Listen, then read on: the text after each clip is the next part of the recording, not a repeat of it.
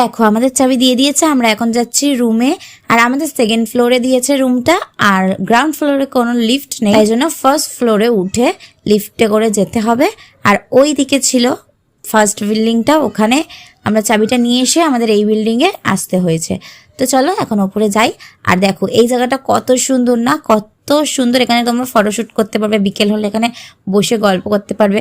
কিন্তু এখানে এসে গল্প করার কোনো টাইমই পাবে না তোমরা মন্দিরে আরতি দেখতে গেলেই তোমাদের টাইম কেটে যাবে। সকালবেলার মঙ্গল আরতি, তারপরে সন্ধেবেলার আরতি, সব দেখতে গেলেই তোমাদের টাইম কেটে যাবে। আমরা ভেবেছিলাম এখানে কত ফটোশ্যুট করব বা ভিডিও করব, কিন্তু সেগুলো হয়ে ওঠেনি। মন্দিরে গিয়ে এতটাই ভালো লাগে যে আসতে ইচ্ছা করে না।